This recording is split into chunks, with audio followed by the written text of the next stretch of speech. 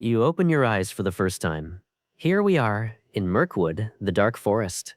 You're known as a wood elf. You were born here in Mirkwood. Your name is Tauriel, meaning daughter of the forest in Sindarin. Wood elves are divided into two classes, the highborn and the commonborn. You weren't born into the highborn class. Your family lost their lives in an orc raid. The Wood King, Thranduil, took you in. He knew you wouldn't survive on your own. That's why he raised and nurtured you himself, as if you were his own daughter. But he constantly reminded you that you were an orphan. For Thranduil, class was a very important matter. His pride didn't stop him from loving you. But did he truly love you as a father? You struggled your whole life to be worthy of him, rising through the ranks, promotion after promotion, until you became one of the king's most elite guard commanders. Still, it wasn't enough. You and Thranduil's son, Legolas, grew up together. Legolas was in love with you, but you didn't share those feelings for him. He could act on his own accord, because he was the king's son. But you couldn't, because you were an orphan. You weren't even of noble birth. Your life was spent listening to these things. You didn't feel free. You were like a tool that had been used, and continued to be used. The giant spiders in the forest were multiplying. You were tasked with finding their nests and destroying them. So you had to deal with this constantly. They were a serious threat, and it was an important mission. After some scouting, the soldiers found a massive spider nest. You and the soldiers set out to destroy it. When you reached the nest, you saw the spiders attacking a group of dwarves. You eliminated all the spiders and took the dwarves captive. By the king's order, you brought them all to the palace, because one of them was the dwarf king, Thorin Oakenshield. The king wanted to speak with him. You threw the dwarves into the dungeon. But one of them was different, taller than the others, yet shorter than you, and still not quite looking like a dwarf. He's Thorin's nephew, Keely. You saved his life during the spider attack. You go before the king to report. Thranduil says you should have destroyed the spider lair 2 months ago. What's the problem? We cleared the forest as you ordered, but they're breeding in the ruins of Dol Guldur. We must destroy that place. The king tells you, the other lands are not my concern. Your duty is to clear these lands. He changes the subject and says that Legolas is interested in you. A noble elf marries a noble elf. Hearing this, you're shocked. It's yet another way of reminding you that you're not noble, that you're an orphan. Ignoring what he says, you return to your post, because you're not in love with Legolas. Tonight is the Festival of the Stars. Everyone is celebrating. You're making your rounds, and during this, you notice the stone in Killy's hand. He says it's a sacred stone his mother gave him, to protect him. While everyone else is either sleeping or celebrating, you're chatting with Killy. You don't realize yet that you like him. A short while later, a hobbit named Bilbo helps them escape from their cells, just as the elves are about to capture them. The orcs attack both the dwarves and the elves, about 200 of them, led by Bolg, Azog's son. You and the soldiers under your command attack the orcs. The dwarves manage to escape. Bolg strikes Killy in the leg with a Morgul arrow. Keely catches up with his friends despite his injuries. The orcs are in hot pursuit. King Thranduil won't let you go after them. You capture an orc alive and bring him to the king. You interrogate him, and he reveals terrible things. As usual, the king doesn't care. Meanwhile, the orc says the Morgul arrow is poisonous. You disobey the king's order and go after them. If you don't go, Keely will die. He doesn't know the arrow is poisonous. You follow the river to find them. Shortly after, Legolas finds you. He says his father has been protecting you for exactly 600 years, but that you've directly disobeyed his orders and betrayed his trust. You tell him you won't hide behind walls, that you'll go after the evil. He knows you're right and follows you. You track their trail all the way to Lake Town. Meanwhile, the dwarves reach Mount Erebor. Here, you fight Bolg and his orcs. Bolg escapes, and Legolas goes after him. You notice a dwarf fighting the orcs and help him. He takes you to Bard's house, where Keely is. Keely is in very bad shape.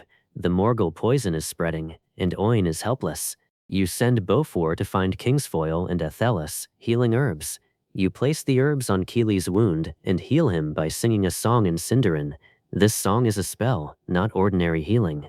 Keely wakes up half-conscious, looks at you, and asks, "Do you love me?" You hold his hand. You don't answer, but it's clear. Keely is recovering. Smog attacks Lake Town. Everything is engulfed in flames. You try to rescue the people. Meanwhile, Bard kills the dragon with a black arrow. The town is partially burned, but Smog dies, and the people are saved, for now. The dwarves board a boat and head for Erebor. Keely tells you, "Come with us." You tell him, "These are your people. You must go with them and say goodbye." Keely gives you the stone his mother gave him to protect you. Legolas arrives. Keely and the other dwarves board the boat and head for Mount Erebor. Your eyes well up for the first time. This feeling is yours alone. It belongs to no one else but you. A messenger arrives from Mirkwood. The king is summoning Legolas. You, however, learn that you've been exiled. Legolas defies his father's order and stays by your side. He tells you about Bolg's trail. Azog's son bears the mark of Gundabad, and this is very dangerous. Together, you go to Gundabad Castle to keep watch. You learn that Bolg has gathered a massive army and is marching toward Mount Erebor. No one knows about this second army. Keely is there and in danger. You rush back to Erebor, but the battle has already begun. Elves, dwarves, and men are fighting together against Azog, though of course, they'd been fighting each other first. You go to the city of Dale and warn Gandalf about the second orc army. They'll be coming in from behind Ravenhill. Gandalf immediately runs to Thranduil and explains the situation. Thranduil is retreating. He says enough elven blood has been spilled for these cursed lands. You see Thranduil retreating. You draw your bow and aim it at him. You tell him he can't turn his back on those fighting here. He breaks your bow with his sword. He says the feelings and love you have for Keely aren't real, and that he isn't ready to die for them.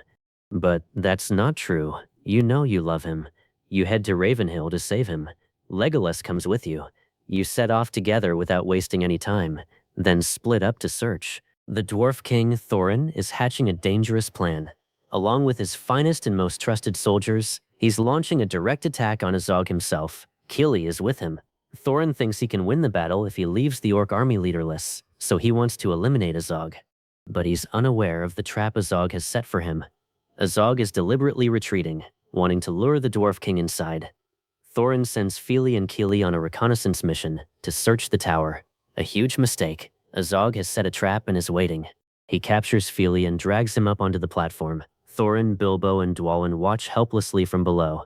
Azog strikes Fili in the back. Fili dies, and his body falls down to Keely's feet. Fili was Keely's older brother. Keely sees his brother's body, and filled with rage, climbs up to attack Azog. You're searching for Keely among the ruins of Ravenhill. The orcs are dying one by one. Just then, Bolg arrives and attacks you. He knocks you to the ground and beats you. You fight back, but Bolg is too strong. You fall again and are wounded in the face. Just as he's about to kill you, Keely spots you. He lets go of Azog and runs toward you, attacking Bolg. As Keely and Bolg fight, you get back to your feet and help him. Together you fight against Bolg, but the two of you aren't enough to defeat him. You're wounded, and Keely is exhausted. Bolg grabs you and lifts you up. Just as he's about to kill you, Keely recklessly leaps onto Bolg.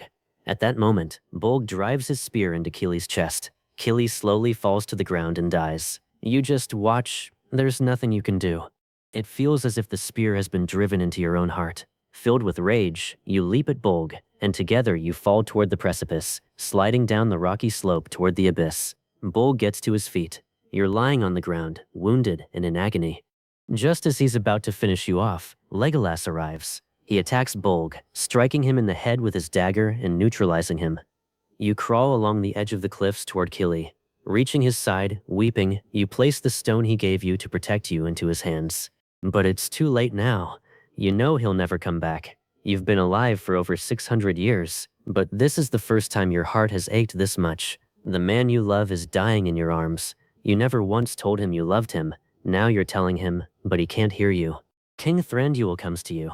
You look at him and ask why it hurts so much. Because your love was real, he says. I knew this would happen from the very beginning, Tauriel, but I couldn't stop you. This is a cursed love. It always ends in death or some other terrible fate. You say you want to bury him. He says you have the right to. No one objects, not even the dwarves who are his kin. You sacrificed everything to save Keely. You disobeyed the king's orders, you were exiled, and you went to war for him, and in the end he lost his life to protect you.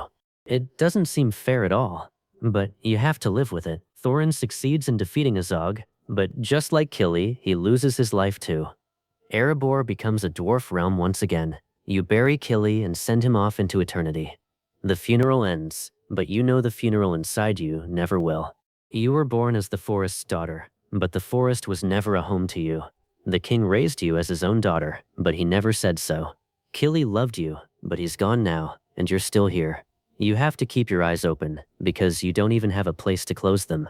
If Tauriel's story touched your heart, don't forget to share your feelings with us. See you in the next video.